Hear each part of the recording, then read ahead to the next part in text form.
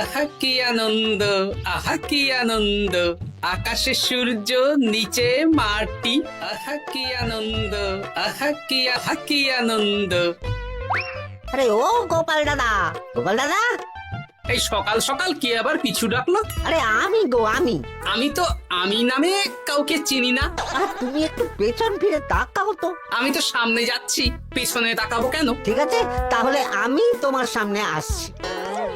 আরে দৌড়াচ্ছ কেন? হ্যাঁ, আরে দাঁড়াও দাঁড়াও বলছি, দাঁড়াও, নইলে কিন্তু আমি মহারাজের কাছে যাব। হ্যাঁ, ও ভোলা তুমি? আরে আগে বলবে তো, আমি করছিলে কেন? একদম কথা ঘোরাবে না গোপাল দাদা। এবার বলো কি বলছি। দেখো, আমি তোমাকে আগের বছর 50 মোহর ধার দিয়েছিলাম। এ কি, তোমার তো মিষ্টির দোকান, ধার দিলে তো লোকে ছুরি কাঁচি ধার দেয়, আর তুমি মোহরে ধার দেওয়ার ব্যবসা শুরু করেছো কবে থেকে বলো দেখি? আবার কথা ঘোরানো শুরু করেছো। হ্যাঁ, আমি এবার কিন্তু সত্যি মহারাজের কাছে যাব। আরে মজা করছি তো। আরে বারবার আমাদের মধ্যে মহারাজকে টেনে আনার কি দরকার বলো তো? সে না হয় টানলাম, তবে তুমি ওই আমার 50 মোহর সুদ সহ কবে ফেরত দেবে বলো তো? আর কিন্তু তোমার হাতে ওই 1 সপ্তাহ সময় আছে। হ্যাঁ, 1 সপ্তাহ মানে কতদিন ভাই? 7 দিন, 7 দিন। 7 দিন? আচ্ছা 7 দিন মানে কত ঘন্টা? 24 গুণ 7, মোট ওই 168 ঘন্টা। ও, অনেক সময় আছে। দেখো গোপাল দাদা, তোমার সাথে কিন্তু আমার ওই কাগজে কলমে লিখিত পড়িত আছে। হ্যাঁ, যদি ওই সময়ের মধ্যে তুমি আমার কাছ থেকে নেওয়া ওই অর্থ আমাকে ফেরত না দিতে পারো, তাহলে কিন্তু তোমার ওই বাড়ি ঘর সব আমার হয়ে যাবে। হ্যাঁ, হ্যাঁ হ্যাঁ, মনে আছে মনে আছে। এখন রাজসভায় যাই, 168 ঘন্টা পেরিয়ে গেলে চলে এসো, কেমন? বেশ, কথাটা মনে থাকে যেন। হ্যাঁ, তখন আর কিন্তু কোনো চালাকি করতে যাবে না, আমি সোজা মহারাজকে বলে দেব। ঠিক আছে ঠিক আছে।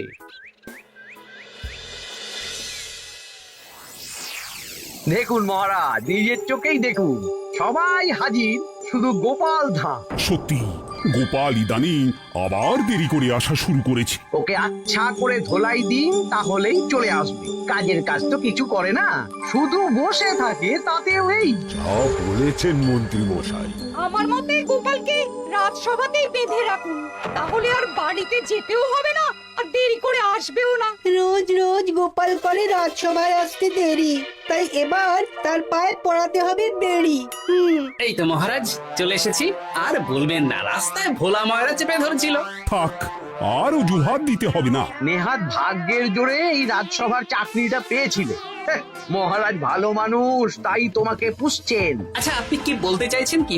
আমি বলতে চাইছি যে মহারাজ যদি তাড়িয়ে দেন, তাহলে তোমার কি কিছু করে খাওয়ার যোগ্যতা আছে গোপাল? আপনার নিজের যোগ্যতা আছে? আছে বলেই বুক ফুলিয়ে বলছি। হ্যাঁ, মন্ত্রী এটা একটা ভালো প্রসঙ্গ তুলেছে। আমার রাজসভার সকল সভাসদদের বলছি, যদি কোনো কারণে তোমাদের চাকরি চলে যায়, তাহলে তোমরা কি করবে একবার ভেবে দেখেছো? না মহারাজ, ভাবনাটা আমি সঠিক সময় কাজে লাগাই, ওই অকারণে ভেবে মাথা খারাপ করতে চাই না। হ্যাঁ, আহা, রাজসভার চাকরিটা তো তোমাদের পেশা। এই পেশার বাইরে তোমরা কে কি করতে পারবে? দেখুন মহারাজ, আমি তো ভেবেই দেখেছি যে যদি রাজসভার চাকরি না থাকতো, তাহলে আমি ব্যবসা করতাম। আমি মহারাজ যদি বিজ্ঞানী না হতাম, তাহলে শিক্ষা দান করতাম। আমি তো ছবি আঁকতাম, কলম না থাকলে আমি তুলি ধরবো। আমি কামারশালায় কাজ করতাম। আমার তো ছোটবেলায় মূর্তি বানানোর শখ ছিল, আমি মৃৎশিল্পের কাজ করতাম। কি গোপাল, এবার তুমি বলো। সবাই তো কিছু না কিছু বিকল্প ভাবনা চিন্তা করে রেখেছে। দেখুন মহারাজ, অনেক ভেবে দেখলাম আমার কাজ তো ভাড়ামো, তাই আমি লোক হাসিয়েই পয়সা রোজগার করব। আর বিশেষ কোনো গুণ তো আমার মধ্যে খুঁজে পাচ্ছি না মহারাজ। বেশ, আমি একটা ছোট্ট পরীক্ষা নেব। আজকের পর থেকে আগামী 7 দিন, আর এই 7 দিন তোমরা তোমাদের যা মন চায় সেটা করে রোজগার করবে। আমি তো খেতে ভালোবাসি। তাহলে খাবে। গোপাল হয় মুখ খুলে থাকে, নইলে চোখ বন্ধ করে। ও শুধু দুটো কাজই ভালো করতে পারে। আর 7ম দিনের শেষে বিচার হবে কে কত রোজগার করেছে। যার রোজগার সবচেয়ে বেশি হবে তাকে আমি দেব 100 মোহর উপহার। আর মহারাজ, যে সবচেয়ে কম রোজগার করবে তার বেতন থেকে আগামী 10 মাস 10 মোহর করে কাটা হবে। কি রাজি তো? হ্যাঁ, রাজি রাজি। আমি জানি যে গোপাল ফুটো করিও রোজগার করতে পারবে না, তাই গোপালই হারবে। বেশ, আর যদি অন্য কেউ হারে? তাহলে আমি নিজের বেতন থেকে তাকে আগামী 10 মাস 10 মোহর করে দেব। ব্যাস, এবার তোমরা কাজে লেগে পড়ো।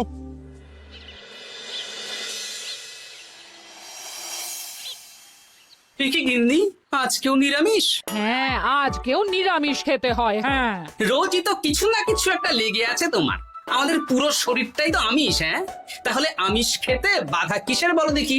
বেশি তর্ক করতে হবে না বাপু, তা তোমাকে ডিম বানিয়ে দেবো। হ্যাঁ, না, আমি মানুষই ঠিক আছে গিন্নি। আরে তোমাকে ডিম বানাবো বলেছি নাকি? আমি বললাম তোমার জন্য ডিম বানিয়ে দেবো। জন্যটা তো বলনি তখন। আরে তাড়াতাড়ি দাও, তাড়াতাড়ি দাও। এখন কদিন শুধু খাবো আর ঘুমাবো, 7 দিন ছুটি। ছুটি মানে? সেসব পরে বলবো গিন্নি। যাও গিয়ে ডিম সেদ্ধ বসাও।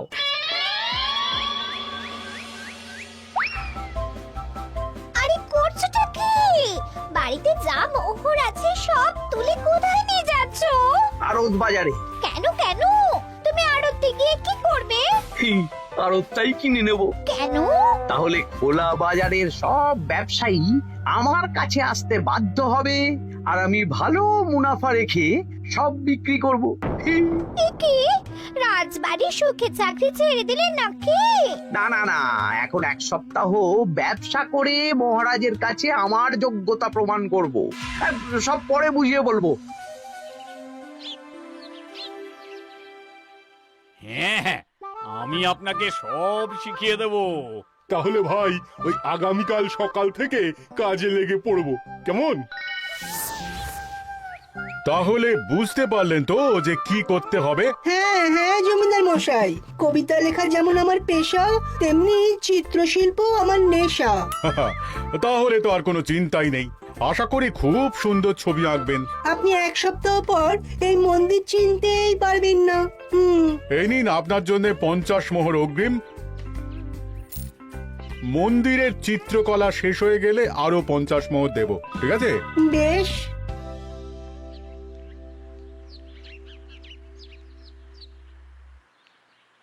এই হাত চালা, হাত চালা।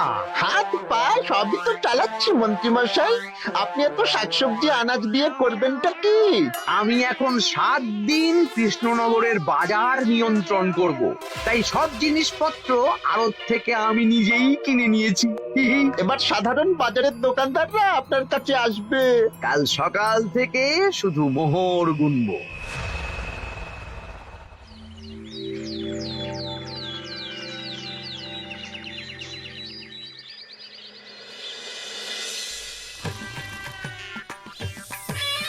আরে এত বেলা হয়ে গেল, আর কত পড়ে পড়ে তুমি ঘুমোবে? এত লম্বা ছুটি পেয়েছি, এখন তো বিশ্রাম নিতেই হবে গিন্নি। কিন্তু পুকুর ঘাটে গিয়ে তো আমি অন্য কথা শুনলাম। তুমি আবার কি শুনেছো? তোমাদের মহারাজ নাকি বলেছেন আগামী 1 সপ্তাহ তোমরা সকল সভাসদেরা ওই সকল সভাসদেরা নিজের ইচ্ছে মতো কাজ করে রোজগার করব। আমার কাজ তো ভাড়ামো করা, তাই ভাড়ামোর সুযোগ এলে সেটাই করব। কিন্তু যদি সুযোগ না আসে, তাছাড়া যার রোজগার সবচেয়ে কম হবে তার তো বেতন থেকে 100 মোহর কাটা হবে গো। এই খবরও পেয়ে গেছো? বাবা, পুকুর ঘাট না পরনিন্দা পরচর্চা কেন্দ্র? হ্যাঁ, ওসব বাজে কথা বাদ দিয়ে কোনো কাজ শুরু করো, কাজ শুরু করো। এরকম গা এলিয়ে শুয়ে থাকলে ভগবান এসে তোমাকে পয়সা দিয়ে যাবে না গো। গোপাল দাদা, ও গোপাল দাদা, বলছি গোপাল দাদা, কি খবর গো? এই তো গতকাল তোমার সাথে কথা হলো, আজ একেবারে বাড়িতেই চলে এসেছো। তোমার যা হালচাল তাতে তো মনে হচ্ছে ওই কদিন পরে বাড়িটা আমারই হবে। আর সেই আশাতেই বসে থাকতো। এই ভোলাময়রা এসেছে কেন গো? এসব কি বলছে? মা ঠাকুরুন, আপনার কাছে আর কি লোকাবো? বহুদিন আগে গোপাল দাদা আমার কাছে 50 মোহর ধার নিয়েছিল। সেই ধারের থেকে 5 মোহরা এখনো আমাকে শোধ করেন। সে কি? হ্যাঁ, শর্ত অনুযায়ী যদি গোপাল দাদা আগামী ওই 6 দিনের মধ্যে ধার না শোধ করতে পারে তাহলে এই বাড়ি আমার হয়ে যাবে। তুমি আমাকে এত বড় কথা লুকিয়ে রেখেছো? হ্যাঁ, না আমি বলবো বলবো করে বলা হয়ে ওঠেনি আর কি। এবার আপনি দেখুন গিন্দিমা কি করবেন। ভিটে মাটি ছেড়ে কোথায় গিয়ে উঠবেন দেখুন। কি গো, এতেও তোমার হুঁশ হয় না? হ্যাঁ? ধুর, এই অযথা চিন্তা করো না তো, কিছু না কিছু একটা হয়ে যাবে।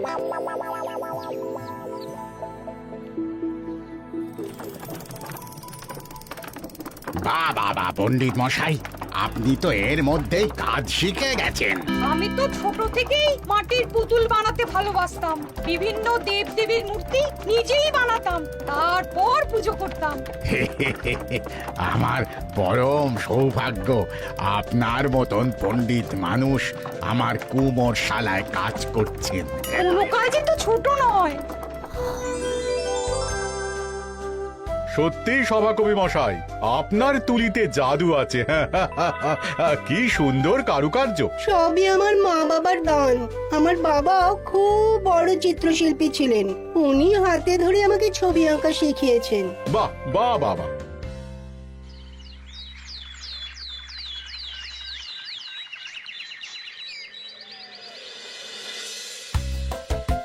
এই যে পুটি, আজকে তো একটা মজার জিনিস শেখাবো। কি জিনিস? নয়ের নামটা তো তোরা পড়েছিস, হ্যাঁ, বল তো। 9 একে 9, 9 দুগুণে 18, 3 9 27, 4 9 36। ঠিক আছে ঠিক আছে, এবার থাম। পুরো মুখস্থ। সে তো বুঝতেই পারছি। এবার মজার জিনিসটা দেখ। 9 কে 9, 9 দুগুণে 18, 18 মানে কি? 1 10 8। হ্যাঁ, এবার 1-এর সাথে 8 যোগ কর, কত হয়? 9 3 9 কত? 27। 2-এর সাথে 7 যোগ করলে কত হয়? 9 36-এর 3-এর সঙ্গে 6 জুড়লে 9। আরে বাস, দারুণ তো। হ্যাঁ, হ্যাঁ। সত্যি বিজ্ঞানী মশাই, আপনি কি সুন্দরভাবে পড়া বোঝান। এটা তো আমার নেশা।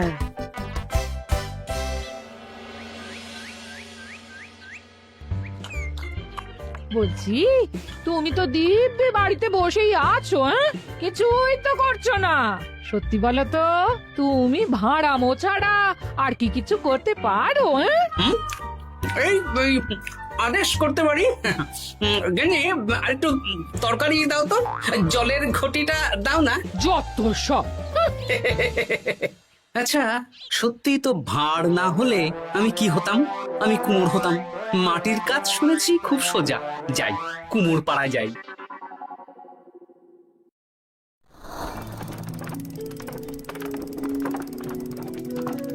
আমার কি সৌভাগ্য, রাজসভার দুজন সভাসদ আমার সঙ্গে কাজ করছে। আচ্ছা, এইভাবে ঘোরাবো? এই যা, হলো না। এটা কি মুড়ির মোয়া নাকি? দাও, আমাকে করতে দাও, তুমি অন্য কিছু করো।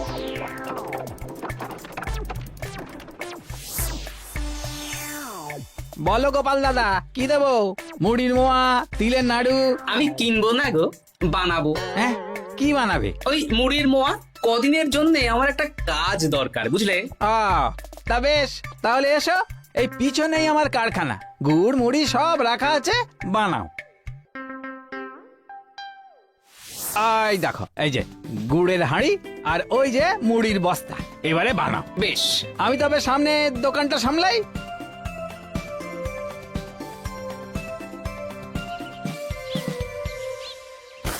কিসের আওয়াজ হলো?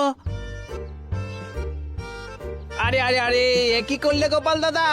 আর বলো না, ওই গুড়টা ঢালতে গিয়ে হাঁড়িটা হাত ফসকে পড়ে গেল। এই তুমি যাও তো, তোমাকে কিচ্ছু করতে হবে না, যত সব বিপদ বাড়ানো।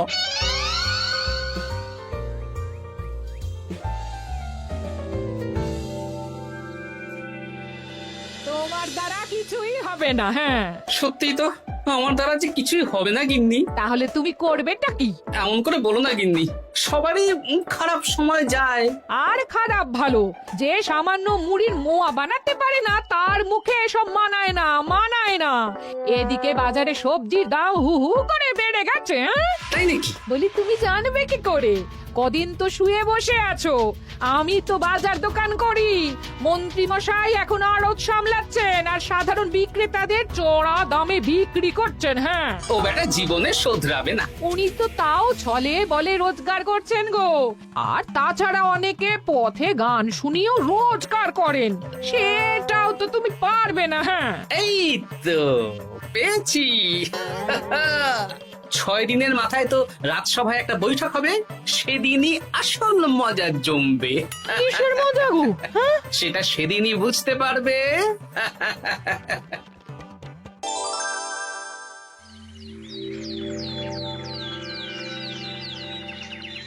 তারপর বলো, আজ তো ষষ্ঠ দিন, আজ অবধি তোমরা কে কত কত রোজগার করেছো? মহারাজ, আমি এখনো অবধি 200 মোহর। বাহ বাহ বাহ!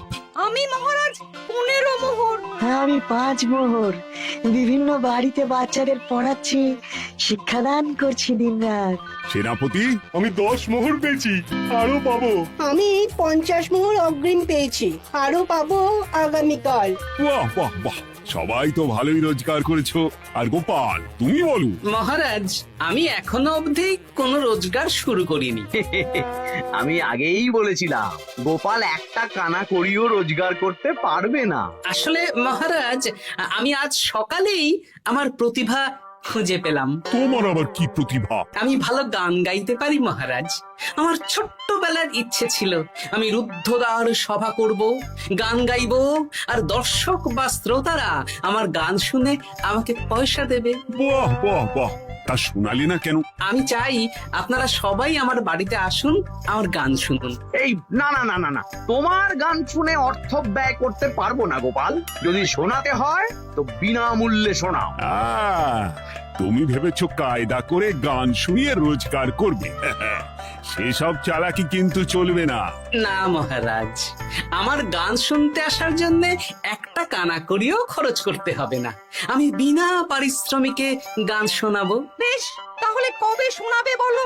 এখনই চলুন, শুভস্য শীঘ্রম। আবার যেতে হবে কেন? এখনই শোনাও। আমার আবার নিজের বাড়ি ছাড়া প্রতিভা বিকশিত হয় না। বেশ তো, এই কদিন টানা কাজ করেছি, তোমার গান শুনে মনটা যদি ফুরফুরে হয়ে যায় ভালো তো। চলো গোপাল। আসুন আসুন, সবাই ভিতরে আসুন। আসন পাতা আছে, সবাই বসুন। নাও, এবার গান শুরু করো। দাঁড়ান মহারাজ, আমার গান আমি বাইরের লোককে শোনাতে চাই না। কু কু বাবা, আবার কোকিলের মতন আওয়াজ করছে। কু।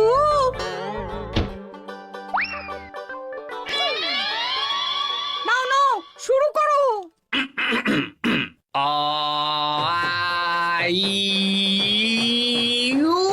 ওরে বাবা রে বাবা!